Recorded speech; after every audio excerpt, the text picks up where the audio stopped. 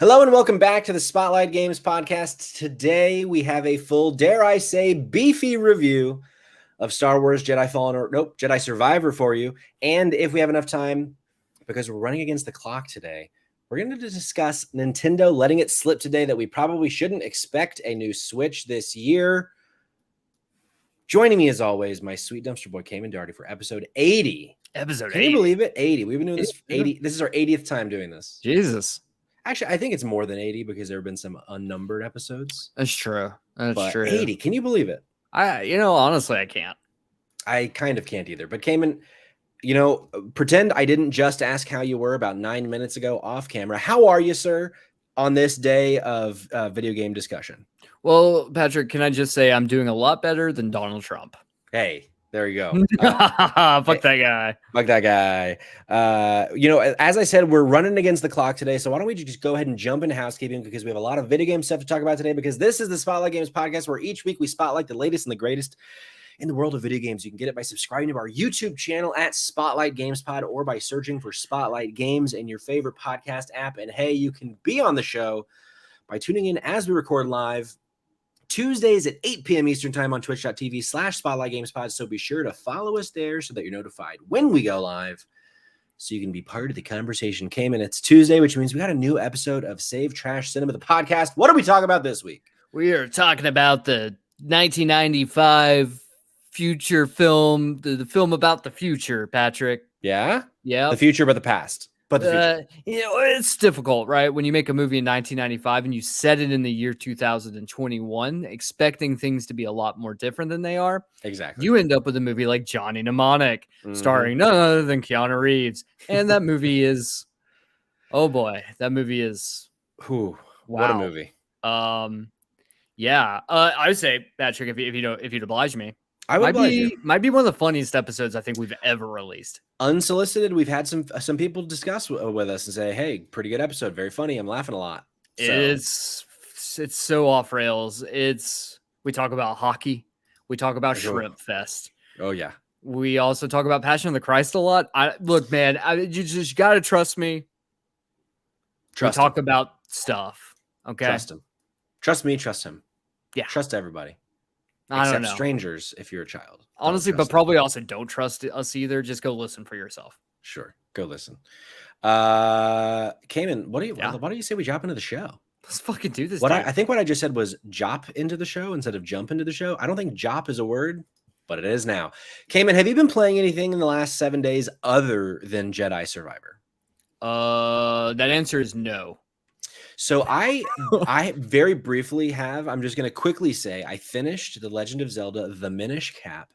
Oh yeah, and I don't remember exactly where it fell. I think I want to say we maybe put it at like C tier. Whatever tier we put it at, I want to put it one tier above. Okay. I ended up really loving that game and having a really good time with it. So you got to Switch. It's on the Game Boy Advance store, and it has a really dope feature. And so to all of the Nintendo 64, Game Boy Advance, NES, SNES, all those little old games, you can rewind. What a gift rewinding can be in a game like The Minish Cap. You got one heart left. You're fighting somebody. You get killed.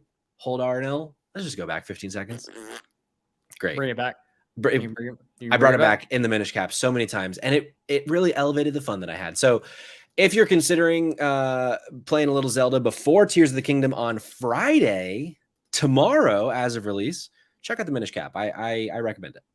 But Cayman, I've been playing so much Jedi Survivor. Last week when we recorded, I gave my initial impressions. That was mostly just this game. I'm encountering a lot of bugs, but I'm having fun. I only played, let's say 2 hours then. I don't remember exactly what I said. By now, I have now played about 16 hours of this video game. And you have gotten it and have played about as much, more or less. Yeah, I mean, I don't really know. I haven't put any. I actually stopped playing yesterday. I was like, I'm not going to play them. Yes, so this was me on Monday. I was like, I'm not going to play today because I am way farther ahead than Patrick is, and that's I was a good bit behind. Yeah, so I was like, let me let Patrick catch up. I'm going to read a book. Okay. Yeah. It wasn't a coloring book. It was a real book. I read one, Patrick. I hear it was scary. And it was, let me just put it this way. I don't think I could recommend it to many people. Sure. or anyone, actually. Okay.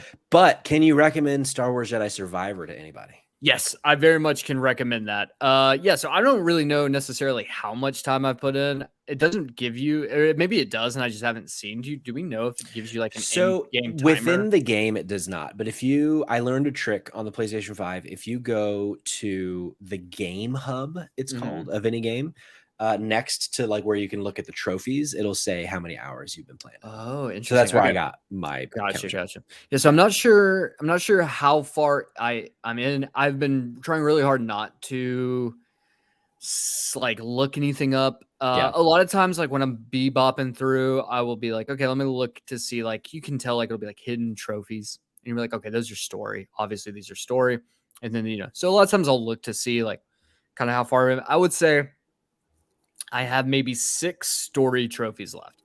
And here's Okay. the thing: I is that think we're about halfway through the story okay, of the that's game, what is I'm where we thinking are. because the story trophies and in terms of time, I'm not sure what that is either because one thing I've noticed is the story trophies, they don't pop often Sure. Yeah. because these missions, like when you get really into the game, like these missions are big. Huge. I think the like Fallen Order was like you did a story mission, the story mission would be like maybe an hour.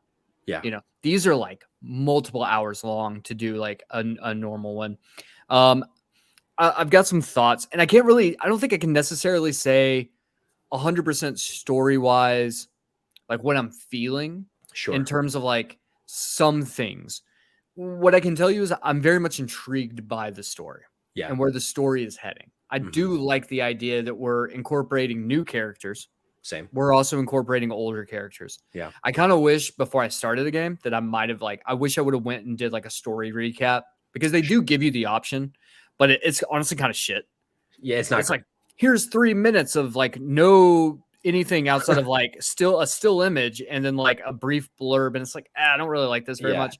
So I kind of wish I would have. So like if you haven't started the game yet and you did play Jedi Fallen Order and it's been a while, probably go watch like a story recap before you jump in because there was like a couple things I was like I don't remember this necessarily, and then had to like look up and be like, oh yeah, that's what happened in the last game. Just because like unlike you, like I played it through one time. I put 45 hours into it. Ended up giving up on getting the platinum for the first game due to like one particular trophy that apparently was bugged. So I was like, fuck this shit. I'm not. So you platinumed it twice. So you probably knew a little bit more going into just because of the time you spent with the games. And I think you replayed it again before the release, right? So my second platinum was my replaying it before Okay. release. Yeah. Okay, cool. It's funny that you say you don't really remember a lot about the last game because what I'm finding is I feel like a lot of it's not really necessary. And so I have a lot of really positive things to say about this game, but my one negative that I have at the moment, and this won't be necessarily spoilery, you might interpret it as such, but I wouldn't say that this is spoilery. Mhm. If we are halfway through the story of this game, to your point, I'm intrigued, but I am shocked at how little there is in terms of story so far in this game. Like I still feel like where we are narratively feels really early. And if you're thinking of like a 5-act structure, I feel like we would be in like closing in on the end of Act 1 right now. Yeah. In terms of and like, but I think like I'm also in a way fine with that because what this game, what I think most impressed by with this game, which might not vibe with everybody, is this game is fucking massive. Yeah. It is insane how big this game is in comparison to Fallen Order. You compare it to like a Valhalla, Valhalla is probably so much bigger. Like Assassin's Creed Valhalla is probably a lot bigger than this game. But the planets that I've been to so far, and we've been to the same amount so far, I am shocked at how much there still continues to be. And like I'll finish a mission and it'll say, you've only explored 40% of this planet. I'm like, are you fucking kidding me? Yeah. There's still 60% of this planet to explore.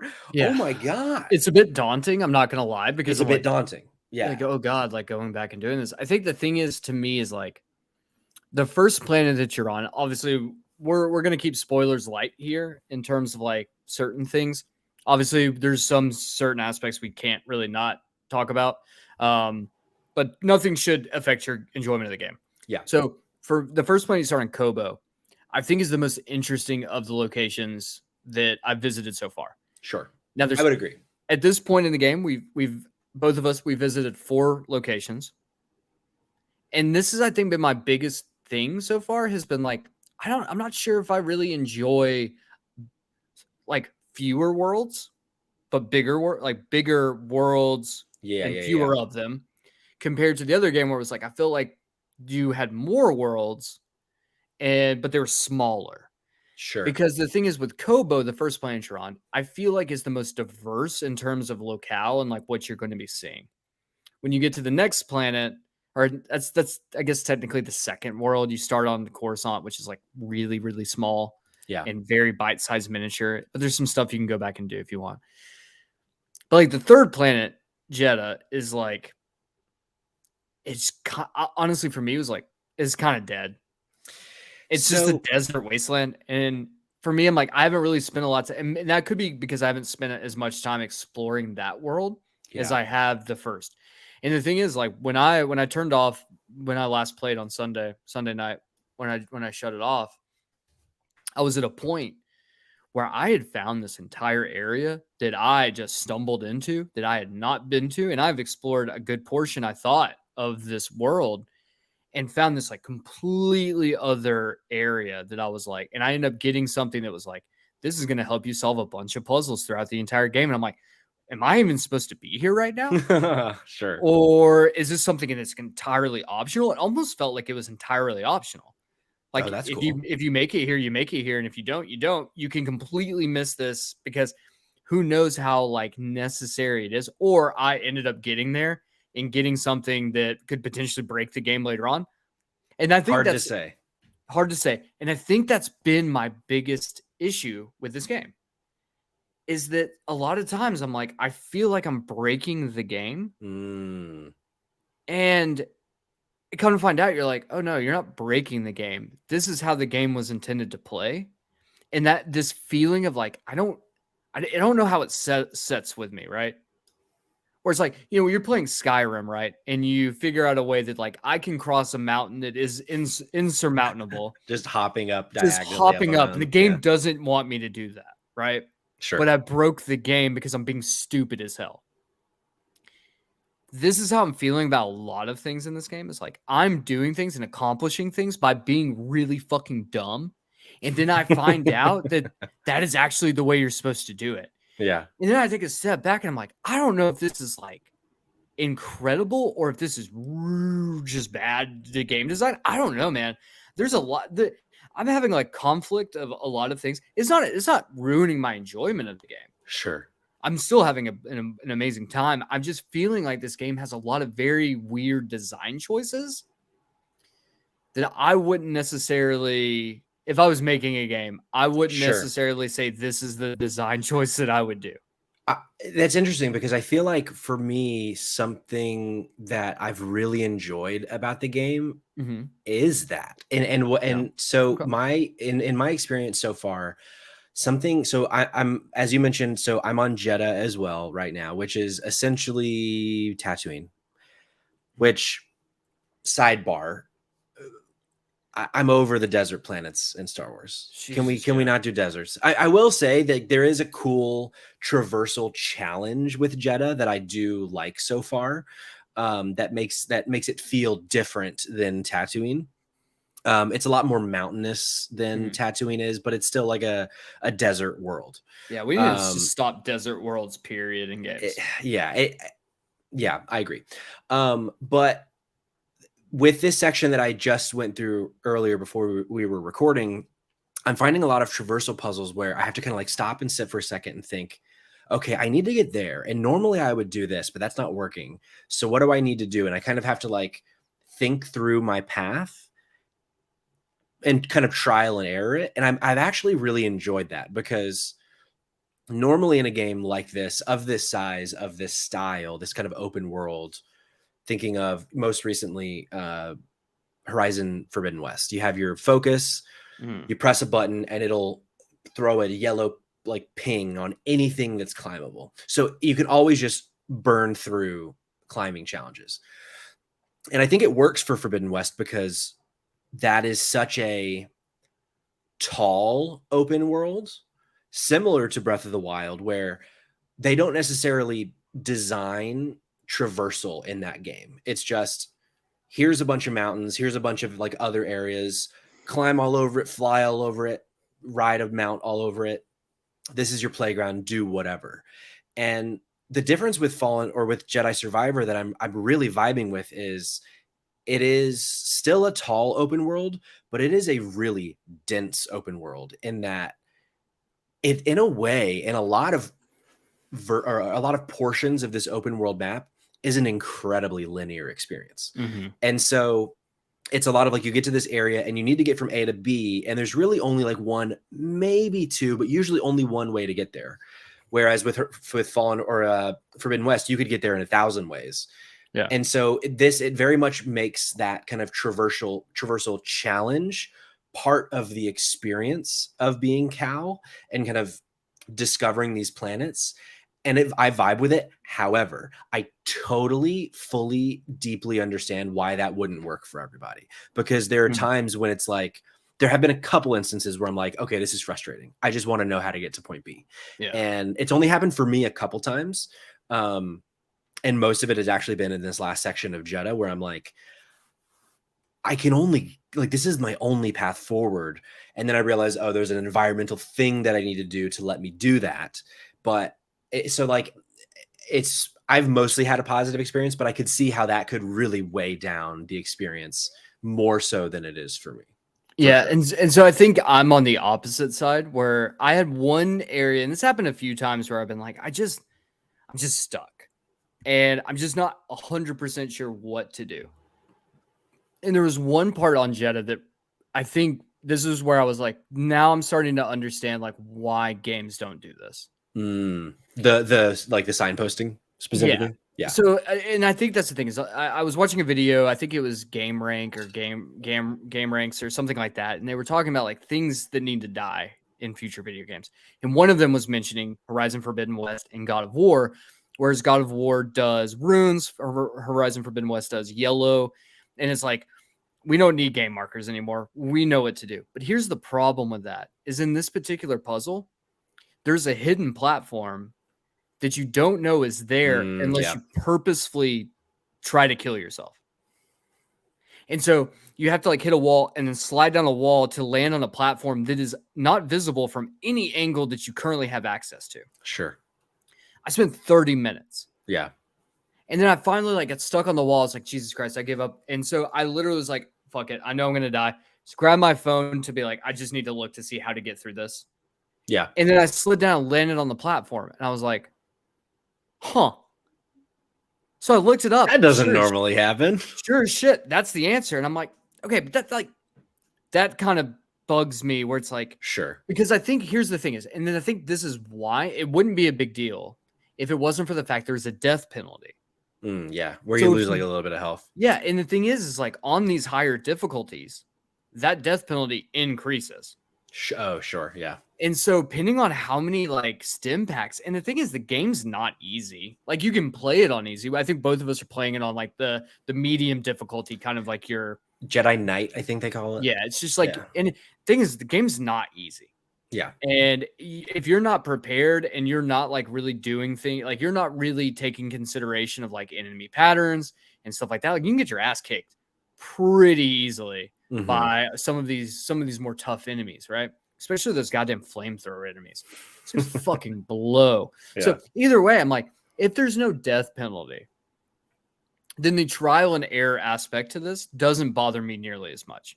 But when I have to go through 2 stim packs, sure, and I don't know when I'm going to find my next meditation point, and I'm like, and meditation points sometimes you don't want to use them because then you have to go through all those enemies again. Yeah, exactly. So it to me, that is kind of, I think, my sticking point where I'm like, this is where things get a little bit frustrating to me, where it's like, I don't want to drop the difficulty down because that just like, I'm enjoying the challenge of the combat, like that part I'm enjoying. But like when I'm having a death penalty that like makes me be very, very cautious about exploring or taking a side like area, because I'm like, if I do this wrong, then I could potentially fuck myself over. then I think that's where I'm getting like that's where I'm like, okay, this kind of sucks, or not sucks, but like this isn't something that like I think was maybe as thought out, or it was thought out. And I think here's the problem to this is that when a game developer or game designer is doing this, because they've worked on this for so long, they don't see this as a problem. Sure.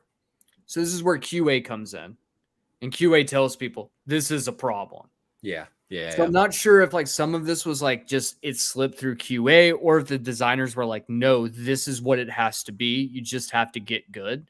Yeah. But this game's not a game that for me, I'm like, this is not Elden Ring, right? Sure. Like, you know, and I can, like I said, I can always drop the difficulty and honestly, I say this is a very minor complaint. It's just a weird issue I've never faced in a game before.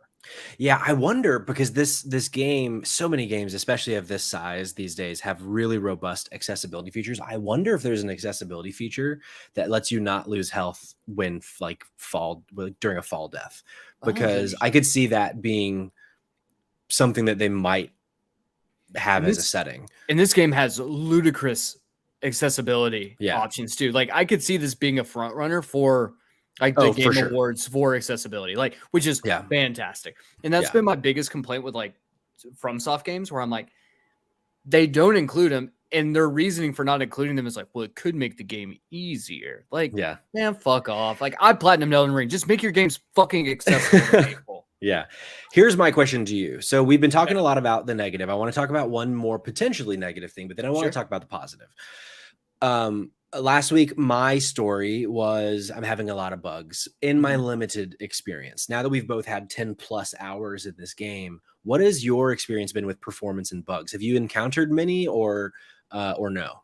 So fun fact, I'm not actually I'm playing in fidelity mode, not performance mode. Okay. Maybe that's the issue for me then, because I'm playing in performance mode. Okay, so here's the thing for me. I'm not as affected by when games run at 30 or 60 frames per second. My brain is dumb. Okay. It is smooth as a crystal ball. Yeah. So I'm not one of those people that like my favorite thing, I saw a Reddit post where a guy was like, I get literal motion sickness if a game is not 250 frames a second. I was like, you're a liar. It's just a liar. Yeah. We can't process past like, and a lot of people say that the brain can't even process past like 45 frames per second. So like, shut the fuck up. You're a liar. You're not a dog. Dog's seeing like 90 frames per second. So like, go fuck yourself. Okay. Yeah. Here's the thing. Playing on fidelity mode, I've had like maybe one or two instances where like a little bit of texture pop in, not like Redfall texture pop in or texture pop out. Like this has just been like, sometimes like I'll walk up to something and then like very quickly it'll be like, boom. And then it like gets a little bit cleaner looking. Yeah. Like, okay, that's fine. Doesn't bother me.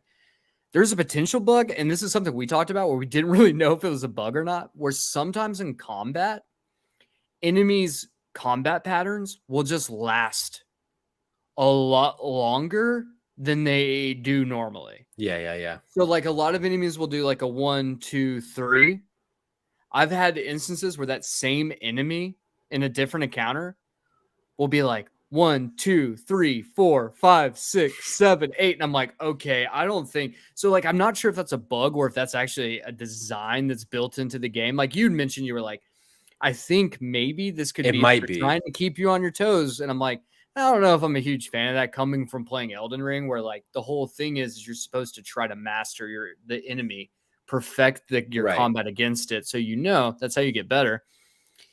So what enemy type was it? Was it one of the like bounty type enemies, or was it just like a stormtrooper? It was a shock trooper. Then I think that's a bug. I could see it being someone with a health bar, like a big health bar. No. I've never had that issue. Like I've never had that issue with the boss yet.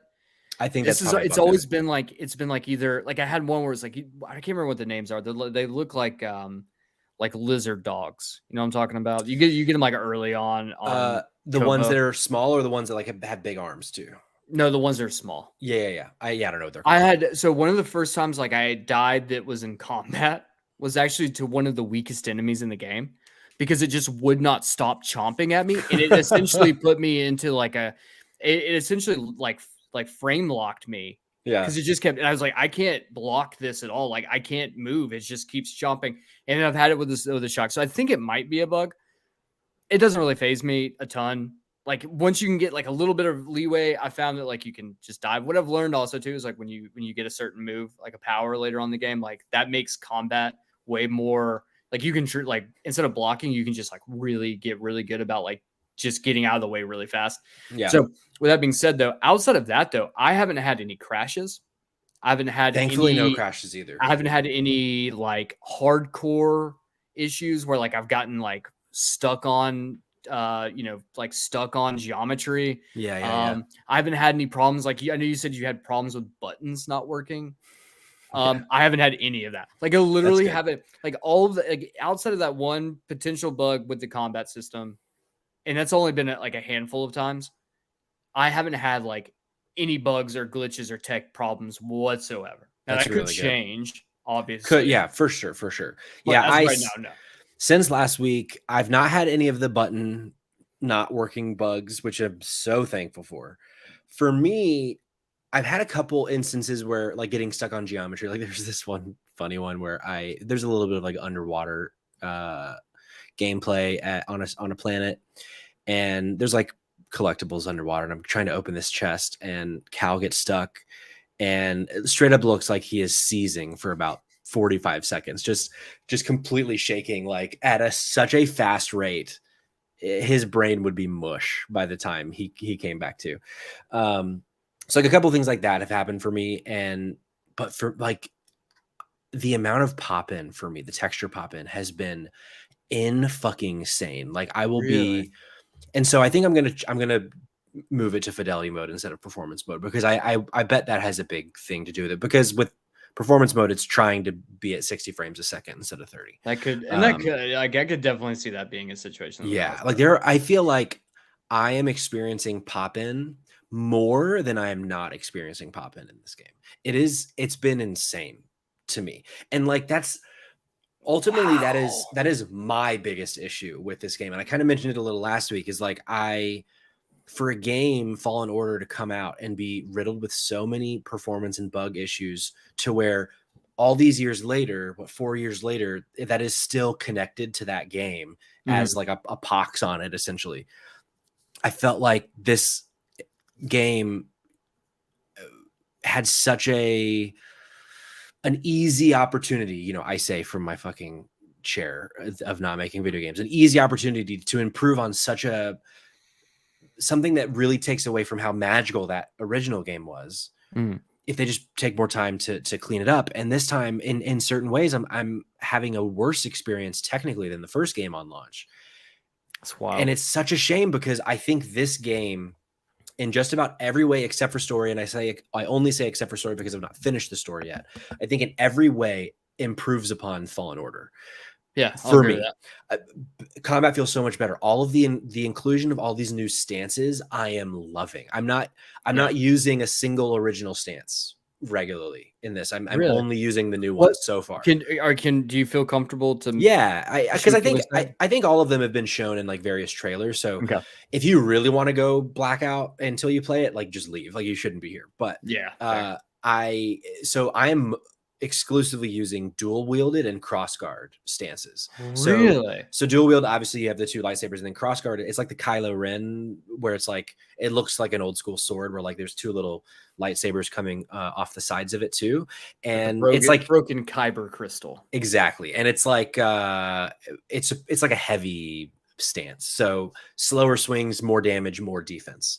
And I've found with the dual wield being very quick and very quick, honestly, is the best way to describe it. Mixing that with the slow high defense, that's what I was going to say. The quick low defense mixed with the slow high defense. I'm really liking that combination. In certain areas, I really like the I forget what it's called, but where you have like the pistol with your lightsaber, the blaster stance. I think the blaster stance is really fun, especially in large groups with like small enemies, like with droids or like the little like turtle kind of things, where you can just, once you've built up your bullets, just blast through all of the low people, because they die in one shot. Okay, so there's something really cool So I use, as crazy as it is, my main stance is blaster.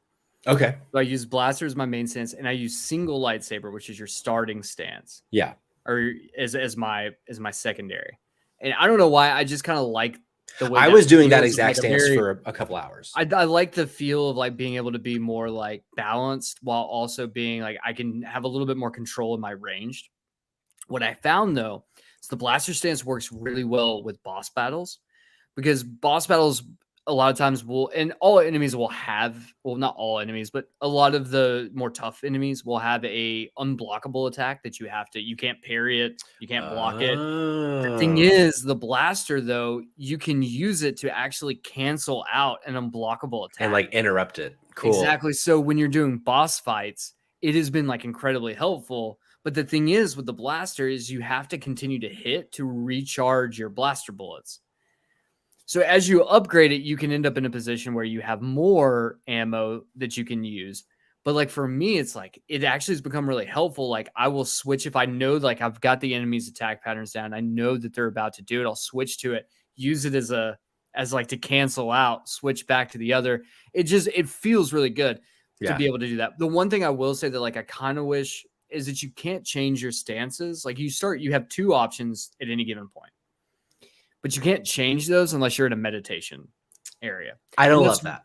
And that's one thing that I'm like, I kind of wish that you had the ability to have like three, like just one. I do wish you could unlock it some way. I don't believe you can. I think you only ever have two at a time, but that'd be really dope if you could unlock the ability to have multiple. Because like I feel like it's cool. Yeah, go ahead. You know, it's like I just feel like that'd be really cool to be able to be like, oh well, shit. Now I'm gonna go from blaster to like dual wielding, or go to like the Darth Maul lightsaber or crossguard, and being able to have a little bit more versatility. Because there's been times where I've ended up in a situation where there's a stance that like I'm like, this would work better with what I'm currently facing. Mm-hmm. But because I'm locked to two, I don't have that option to be able to pull something out. So one of those being a focus, or is a chamber. So there's these things that you can get. They're kind of like challenges that you will find scattered throughout the map. They're called focuses and or fragments. Sorry, fragments.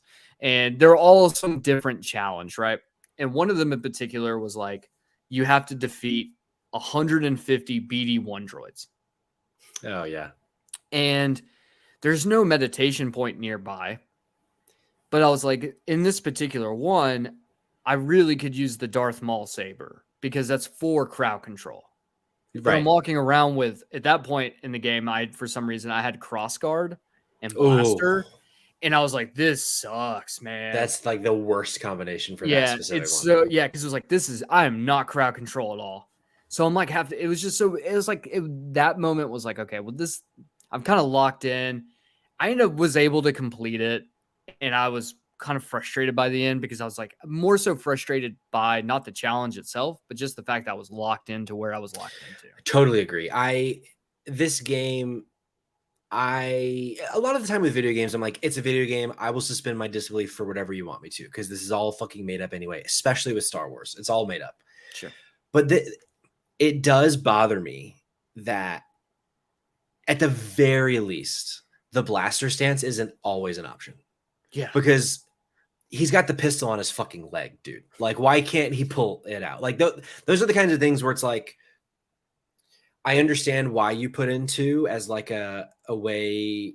Actually, I don't even really understand why they only put in two. But for things like that, where it's like, I don't understand a reason like set in reality, because this game is very much based, like this is a Star Wars game grounded in quote unquote, reality within Star Wars. It's not super arcadey. It's not like in that way. And so it's like, I don't understand why something super believable, like at any point I can pull out my blaster, isn't something that you can do in the game. That it is a little frustrating for sure. Yeah. Also, I had the chat covered on my computer on accident. I didn't even notice. We got John, we got Terry in the chat popping off. Hey guys, John said, is it bad that I'm waiting for bugs and for it to come to Game Pass / EA Play? Not at all. I think you will have a better experience that way. I think if you wait for it, one, you're saving the money, and two, by that point, ideally, all of these bugs are gone, and you'll get to play a really smooth experience. So fun fact, actually, John. And this is, I think, what a lot of people, they have like the FOMO, right? The fear of missing out. And in video games in particular, especially games like this, a lot of it's like, well, I want to play it as quickly as I can and get to the end as quick as I can to try to avoid spoilers. So here's the thing and I'm not going to spoil Fallen Order. If no Terry's one's playing it right now. Yeah. So like, I'm not going to spoil it, but there's like some pretty big moments in that game. I didn't play Fallen Order until last year, I think. Actually, it was probably right before we started the podcast. So maybe like 2 years ago. But the thing was, the game had been out already for like 2 years at this point by the time I got around to playing it. And I somehow did not get any of the game spoiled. Whereas Patrick, correct me if I'm wrong, got spoiled, I think, before the game even launched. Was that right? So this specific spoiler you're speaking of was featured in the launch trailer day of on PlayStation's Twitter. So yeah, I was spoiled at this moment, and what a fucking awesome moment to not have spoiled. But I was spoiled. Yeah, so here's the thing. One, if you avoid spoilers, like if you just don't really like hang out on a lot of like social media shit, totally cool. Or if you don't really care about spoilers, like obviously, holding off is not a bad option. Yeah. And a lot of times I would say, holding off is pretty much good. I mean, especially now where I'm like, especially now, holding off is like the better option if you want a smooth experience. It seems like we are punished for playing games at launch these days. Unless you're maybe a Nintendo fan, but I say that, and Pokemon launched kind of as a buggy mess, but like those bugs didn't really affect me too much. And I think the other thing too is that as well is like, if bugs don't if they're not like game breaking bugs, like they don't affect me. I don't really give a shit. Yeah. You guys, everyone knows at this point that I don't mind stuff like that. Doesn't really affect me too much. I will say like Redfall is game breaking bugs constantly. Yeah. I still haven't gone back since last week. Not a good game. Yeah, no, I don't think I will ever go back. Yeah. I do still want to play co-op with you at some point, but fair. I don't know. Because in a few days we got Zelda. I'm not going to be done with Star Wars by then. But yeah, and then in June we have fucking Final Fantasy 16. I'm like, all right. Yeah, and Diablo if you're gonna be playing Diablo. So here's one other or a couple other positives that I really like about Star Wars. Going back to the size, sometimes size is not good. Size does not necessarily equal a positive experience in video games. Are you saying size doesn't matter, Patrick? That's exactly what I'm saying. Size doesn't matter. A lot of people have told me that in my life. And this game is so much bigger than Fallen Order, not even just in like a physical size standpoint too. Something that I really appreciate in the hub world of Kobo, there's like full on fucking gardening. There's like all of these different things that I think once the story is over will really give this game legs, because that was one of the kind of high level complaints I had about Fallen Order and it was one of those things like, this is a complaint, but it's a pretty small complaint because I think the game otherwise is really good. When you finish that game, once you've done the side quests and everything, there is really no reason to stick around. There's not unless you just really love the combat, which you might, and just want to just go have fun and fight people, there isn't a reason to stick around in Fallen Order once you finished everything.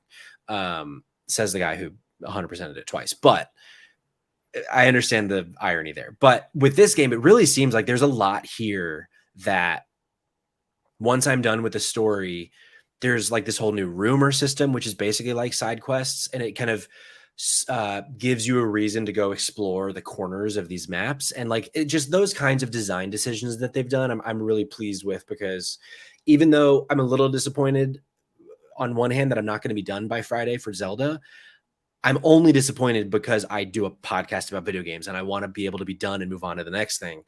For any normal person that plays video games, this is great. Like how much is in this game that is genuinely fun, and it was drawing me in and wanting me to, once we're done here, I want to play Jedi Fallen or Jedi Survivor. And so that's ultimately, all the tech issues aside, I'm very pleased. And I do think if they can get the tech issues under control sooner rather than later, I do think this is a clear game of the year contender for sure. I mean, there's a lot of heavy hitters coming, as we've said multiple times, as I've said just now, Zelda on Friday. So that there's a lot to compete with, but I think it has a really strong shot. Like right now, I would put it neck and neck with Resident Evil 4, having not finished the game yet so far in terms of my game of the year. Would you agree with that, or are you not quite that high on it? Yeah, no, I definitely think so. And I know it comes across like being very critical of the game. And I definitely don't want that to come to be the case, right? Yeah. I've had some issues with some design choices and some things like that. And those are minor complaints for the most part. I think this game is something that has to your point, this game has taken what was already a great game with Fallen Order and has made it just even better. And who knows where the game's going to end and like what that looks like by the time the dust settles. I don't think this is going to be. I think this could potentially be in the game of the year contender category list. Sure. But I think going up against things like Legend of Zelda, going up against things like Diablo, potentially Final Fantasy, potentially Starfield, I feel like it might get lost in the shuffle. It very well could. But I don't think that that's necessarily a bad thing. Because at the end of the day, who fucking cares what wins game of the year, right? Yeah, sure. It matters is like, are you having fun? Did you get your money's worth? Did you enjoy it? And that's really all that matters, right? Whereas I look at something like Redfall and I'm like, thank God this was on Game Pass, because if I paid $70 for this, I would be fucking livid. Sure. So with that being said, I am content with what money was put towards this already. I think that I'm having more than enough fun. I think this game excels on so many different levels. Ultimately, at the end of the day, I feel like a Jedi. And what nerd doesn't want to feel like a fucking Jedi? Exactly. Unless you're a Star Trek fan, then go get fucked, because you will never have a good video game. I'm sorry to be the one that has to break the news to you, but that just won't happen. But all jokes aside, though, I do think that this game is very special. I think this game is going to resonate. I think this game will have legs in the long run, where I think people will look back on this game very fondly. I think this game is going to be like a Horizon, I think this game is going to be more than Horizon Forbidden West. Sure. In terms I of agree with that. What people remember. Because I can tell you right now, there's some set piece moments in this game that are breathtaking. Just awe-inspiring shit that is, especially when I have got my sync lights on. Holy fuck. Yeah, if you were ever a fan of like the set pieces in like the Uncharted games and that kind of shit, like this you will fuck with this game hard. Yeah, this gives Uncharted a run for its money in a lot of cases, and I think that it's really cool. I'm really having a blast for it. Once we're done here, that's literally what I'm gonna go do is put that shit on and start playing. If I can kick Sydney off, I think she's playing Dead by Daylight, which like kick her off, get the fuck out of here. Get the fuck out. With that being said, Patrick, being probably halfway through the game, I think I can give this a solid high recommend. Yeah, me too. I put this up even higher if you are a Star Wars fan, or if you like games like Uncharted. I would put this up there in terms of like, this is something you should play. I don't really think that there's an audience, unless you just don't like action games, that game isn't for. For sure. Yeah. I mean, I would say, I totally agree. I would say if you really don't give a fuck about Star Wars, I would say, are you an Uncharted fan in terms of like high production value type video game, then consider it. But if you like fucking hate Star Wars, this is not the game for you. But if you love Star Wars, you probably are already playing this game. Definitely, this is if you got a PlayStation, if you got an Xbox, fucking play this game, because it's really, really good. I will say don't play it on PC though, because apparently it's busted on PC. Yeah, apparently it's, well, if you're playing on PC, just go do your taxes. They're already due. Fucking losers. I will say one last point I want to make is that for anyone out there who maybe skipped playing Fallen Order and you're debating whether or not to go back and play Fallen Order, or if you just want to jump straight into this, first things first, Fallen Order has a PlayStation 5 patch. So if you want to look better and run better, there is a patch for it. Secondly, to Patrick's point, there isn't a ton of connective tissue. My problem with me not remembering a lot of stuff was because I had forgotten like a big story beat. And I was like, wait, why are we not following this? Completely forgetting. It doesn't matter. Yeah. If you know, you know. But the thing is like, I would say like you might miss out on some of the more emotional bits between some of the characters. Definitely agree. Yeah. Because like you do need some backstory, but like I could definitely tell you that like if you watched a story recap video on YouTube, you're going to be just fine jumping into this game. Yeah, I agree. I earlier when I had said I'm surprised at how little kind of connective tissue there is. There still is enough that I'm glad that I played the original, also because it's a fucking great game. Yeah. But yeah, it doesn't rely on the original story as much as I would have expected. At least, yeah, maybe that changes.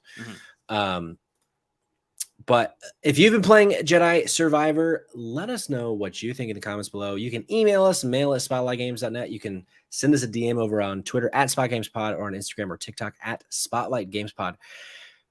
You might be thinking, man, you're already wrapping up. I got a hard out. I got a thing I need to go do. You got a hard out and a hard on. Oh, there you go. I have a thing that I need to do that I didn't realize was a thing until it was too late to reschedule the show. So we got a short one this week.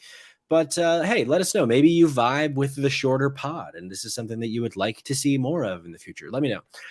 But Cayman, since we're wrapping up so early, where can the folks find you? Where can the folks find Save Trash Cinema?